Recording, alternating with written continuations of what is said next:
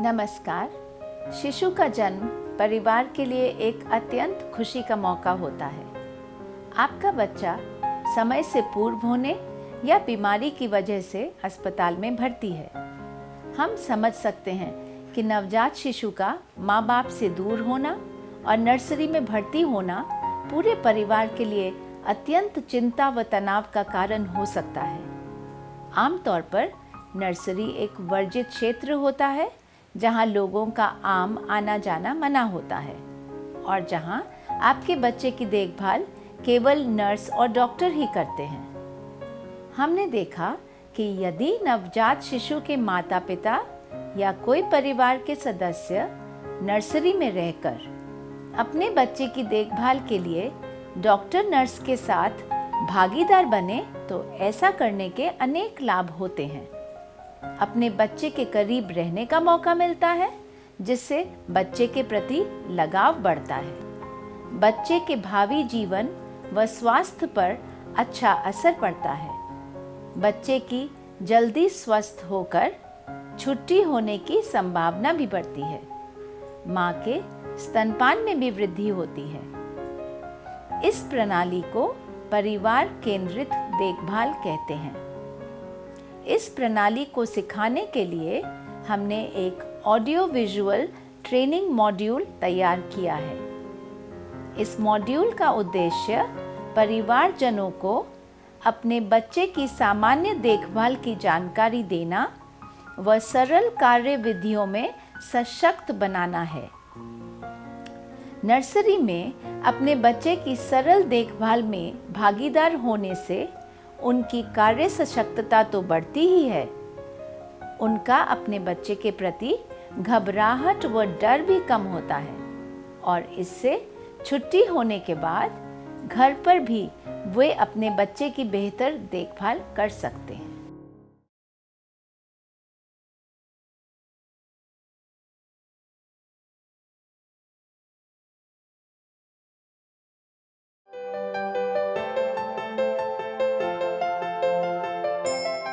नमस्कार। बीमार नवजात शिशु को इलाज के लिए अस्पताल की नर्सरी में रखा जाता है। आमतौर पर नर्सरी एक वर्जित क्षेत्र माना जाता है, यानी कि यहाँ पर लोगों का आम अंदर आना जाना मना रहता है। चूँकि परिवार केंद्रित देखभाल के अंतर्गत नर्सरी में भर्ती अपने बच्चे की देखभाल में आप खुद ही भागीदार होंगे, इसलिए यह भी ज़रूरी है कि नर्सरी में प्रवेश पाने का सही तरीका भी आप सीख लें।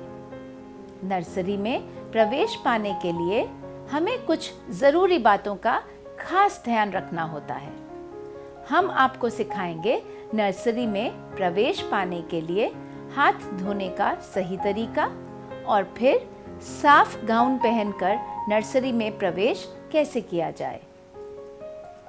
इस वीडियो के आखिर में हम आपको नर्सरी के वातावरण से भी परिचित कराएंगे। तो चलिए देखते हैं नर्सरी में प्रवेश पाने की तैयारी। इस वीडियो में हम आपको बताएंगे कि नर्सरी में प्रवेश से पहले किन बातों का ध्यान रखना होता है और उनका पालन करते हुए नर्सरी में प्रवेश कैसे पाते हैं, और हम आपको नर्सरी से परिचित भी कराएंगे। आप नर्सरी में अपने बीमार बच्चे के पास रहकर कैसे उसका ध्यान रख सकते हैं, यह भी बताएंगे। ध्यान रहे कि केवल स्वस्थ रिश्तेदार ही नर्सरी में प्रवेश पा सकते हैं, अर्थात यदि आपको बुखार, खांसी, जुकाम, दस्त या शरीर पर फोड़े फुंसी हैं तो आप नर्सरी में प्रवेश नहीं पा सकते। प्रतिदिन नहाकर व साफ कपड़े पहनकर ही नर्सरी में आ सकते हैं। नाखून कटे व साफ होने चाहिए। यदि नेल पॉलिश लगी है तो उसे उतार कर आएं। महिलाएं अपने लंबे बाल बांध लें। नर्सरी में प्रवेश से पहले शॉल, चुन्नी, घड़ी, धागे व अंगूठी इत्यादि उतार लें। यदि आपने लंबी बाजू वाले कपड़े पहने हैं तो उन्हें कोहनी के ऊपर तक मोड़ लें। अपने चप्पल, जूते जुराबे उतार कर रैक में रख दें। हर बार प्रवेश से पहले नर्सरी में प्रयोग आने वाली चप्पल, जो कि नर्सरी के बाहर रखी जाती है, को पहन लें। वापस जाने से पहले इन चप्पलों को यहीं उतार कर जाएं।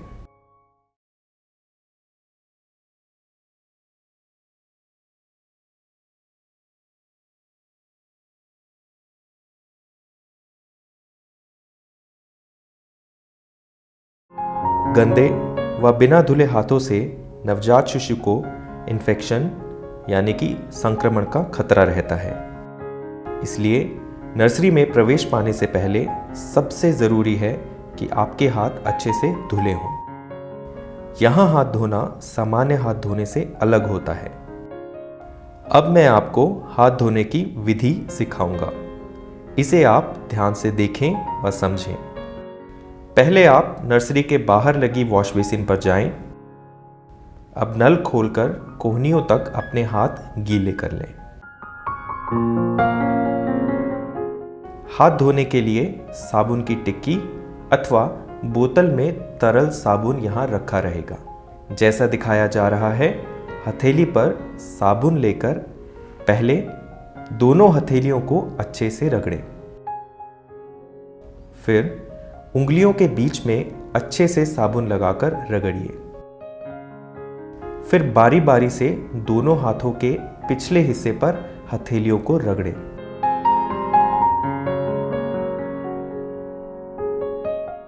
फिर अब मुट्ठी बनाकर हाथों को रगड़ें।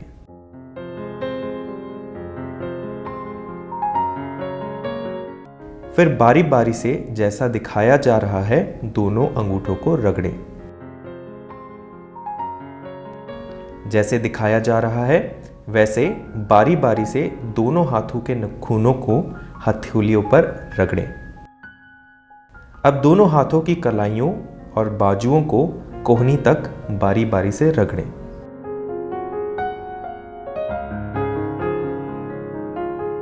अब नल के नीचे बहते हुए पानी से हाथ ऐसे धोएं कि हथेलियां कोहनी से ऊपर ही रहें।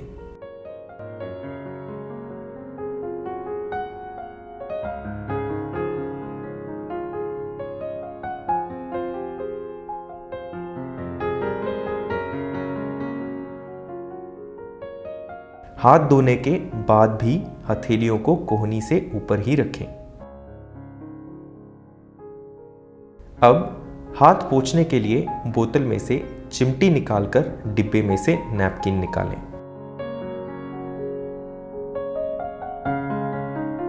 जैसे दिखाया जा रहा है, नैपकिन से भली भांति हाथ पोंछकर सुखा लें। पहले हथेलियां पोंछें, फिर कोहनी। अब इस्तेमाल किए हुए नैपकिन को काले डस्टबिन में पैर से खोलकर उसमें फेंक दें।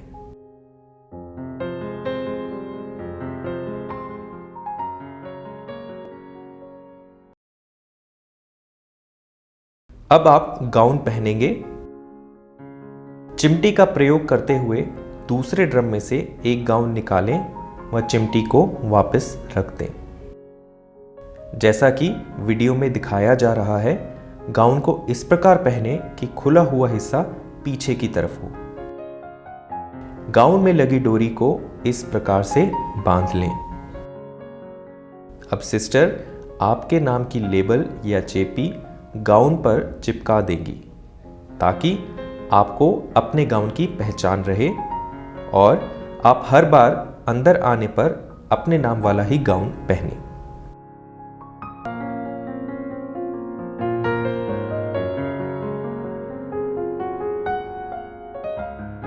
अब आप नर्सरी में प्रवेश करने के लिए तैयार हैं।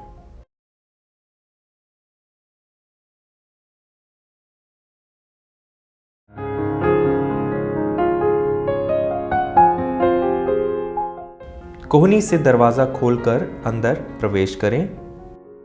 इस बात का ध्यान रखें कि आप हाथों से किसी अन्य चीज को ना छुएं। अब मैं आपको नर्सरी के वातावरण से परिचित कराऊंगा। नर्सरी में बच्चों के इलाज के लिए कुछ मशीनें या उपकरण आवश्यक होते हैं। मैं आपको इनके बारे में बारी बारी से बताऊंगा। यह जो मशीन जिस पर बच्चा लेटा है उसे वार्मर कहते हैं, क्योंकि बीमार नवजात शिशु अपना तापमान स्थिर नहीं रख पाते हैं, इसलिए उन्हें वार्मर की ज़रूरत होती है। इससे बच्चे को ज़रूरत अनुसार गर्माहट मिलती है, जिससे उसका तापमान स्थिर बना रहता है और वह ठंडा नहीं पड़ता। बच्चे के पेट पर लगी यह तार उसका तापमान लगातार मापती रहती है। अक्सर बीमार बच्चे के मुंह के छोर से निकलती हुई नली देखेंगे। यह नली बच्चे के पेट तक जाती है। यह टेप से बच्चे के मुंह के छोर पर चिपकी रहती है। इससे बच्चे को दूध भी पिलाया जाता है। नवजात शिशु को पीलिया होना आम बात है। अधिक पीलिया होने पर उन्हें खास रोशनी वाली मशीन में रखा जाता है। हमें आशा है कि आप नर्सरी के वातावरण से कुछ परिचित हो गए हैं। हम समझते हैं कि अब आप इस वीडियो द्वारा सीख गए होंगे कि नर्सरी में प्रवेश पाने से पहले आपको किन किन जरूरी बातों का ध्यान रखना है। अच्छे से हाथ कैसे धोने हैं और फिर गाउन कैसे पहनना है, यह भी आप भली भांति सीख गए होंगे। कुछ हद तक आप नर्सरी के वातावरण से भी परिचित हो गए हैं। हमें आशा है इस तरह नर्सरी में प्रवेश पाकर अपने बच्चे की साधारण देखभाल करने के लिए अब आप तैयार हैं।